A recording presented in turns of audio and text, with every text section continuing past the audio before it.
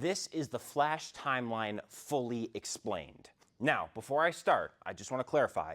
The show contradicts itself a lot and creates a lot of paradoxes by the way it describes time travel. So, when I describe the timeline and I tell you all what happens, I'm going to be making some changes because if I don't make the changes, then the universe is going to fall apart. All right, you guys get it? Let's get into it. All right, so we're first going to start off with season 1, all right? Season 1. And the point right here where we meet our Barry Allen and the Reverse Flash kills his mom, right? So then Barry has his season 1 timeline, and then right here, Barry time travels for the first time. Time travels. This time travel's not too bad. He just kind of goes back in time and repeats the same day. It's not that big of a deal. But then right here, Barry does in fact go back in time to try to save his mom because the Reverse Flash gives him that opportunity. But instead of saving his mom, he just sees her, cries to her, that's it. So, you know, he goes back in time and stops the Reverse Flash. But he doesn't stop the Reverse Flash, Eddie does. And this is our first paradox, because if Eddie dies, and this is a paradox, as you all know, because if Eddie dies, then he cannot create Thawne, who will then create Barry. So what this does, Eddie dying, is this kills Eddie from now into the future of this timeline. Make sense? Okay, I'll explain why this is the case later. We then get to season 2. And this season 2 timeline isn't too bad, you know, it's Zoom and all that stuff, but this point right here is where we meet the Reverse Flash again. But it's not the Reverse Flash that we know, it's the Reverse Flash from the past, who's actually from the future. And what this Reverse Flash is he is a time remnant created by the Speed Force to kill Barry's mom. Because if Barry's mom never dies, then this timeline can never exist. I believe the Speed Force created time remnant Thawne to kill Barry's mom, and then this is this time remnant Thawne before he actually killed Barry's mom. So this guy comes in, he then leaves, you know, the area, and this is the time remnant that goes back and kills Barry's mom. This time remnant had to have been made by the Speed Force because we know Eddie is dead. That's the only way that this Thawne can exist, if he was a time remnant created by the Speed Force in order to kill Barry's mom to preserve the timeline. The Speed Force is going to be doing a lot of things to preserve the timeline and preserve our Barry from getting destroyed. So then, further through season 2, at the end of season 2 right here, Barry goes back in time again and actually does save his mom. And this Barry saving his mom creates Flashpoint. So as we know, this is Flashpoint. And I'm not a fan of this Flashpoint. I have a video saying of what I believe Flashpoint should be. You guys should check it out. So this is Flashpoint until right here, you know, Barry starts losing his memories, losing himself, doing all these things. And this version of Thawne, who was altered by this timeline, goes back in time with Barry to help Barry kill his mom again, which then creates our season 3 timeline. This is our season 3 timeline right here. And what we know about this season 3 timeline is that it's the same as this one, as the original one before Barry went back in time, but it's a little bit different. Cisco's brother's dead, Caitlin has cold powers, yada, yada, yada. All right, season 3 timeline, Barry meets Savitar. Season 3 timeline, Barry travels to the future to watch Iris dies. This is where Iris dies, but you know, it's where he sees it. And then Jay brings him back to the Speed Force.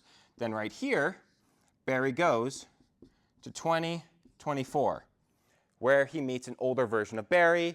He then comes back, and then he's back doing his thing. And then this is where Savitar is revealed to be a time remnant of the Barry in 2024. But we know that's actually incorrect, because if this was the case, when Iris doesn't actually die, this would be deleted, which means Wally would lose his speed. So he would have to be a projection of the Speed Force. So Savitar is a time remnant, but he's actually created by the Quark Matter Sphere, the Speed Force, again, using the Quark Matter Sphere DNA that they used to free Barry from the Speed Force prison to insert Savitar here to then get Barry to be trapped in the prison so the timeline doesn't explode, okay?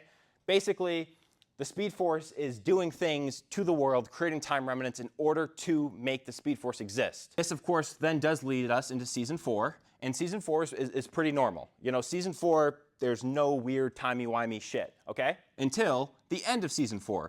The end of season 4, Nora helps Barry destroy the satellite.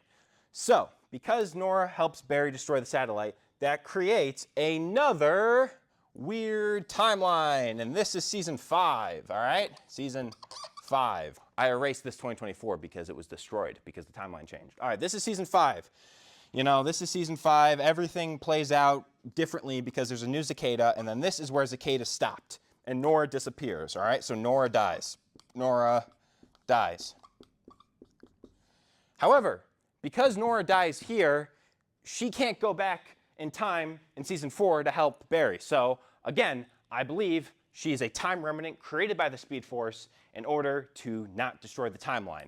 Every single time in history, maybe like the original one was her, the one we see our Barry interact with, but because time is forever, there still needs to be something here to help Barry, so I believe the Speed Force made that work. So then the end of season 5, it leads us into season 6, and season 6 is Crisis. And know what we get to do when Crisis happens? We get to erase all of this.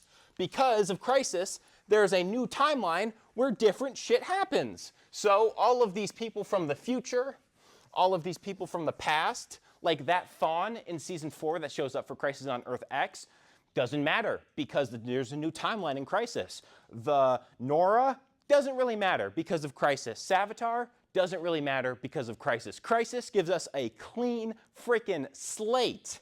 So because it's a post-Crisis timeline and we have a new timeline, everything that we saw before, again, doesn't matter and it's fixed in post-Crisis. And because our Barry was inserted here by Oliver Queen, he essentially takes over the body of post-Crisis Barry because post-Crisis people and pre-Crisis people are two totally different people. People like John Diggle, who's not a Paragon.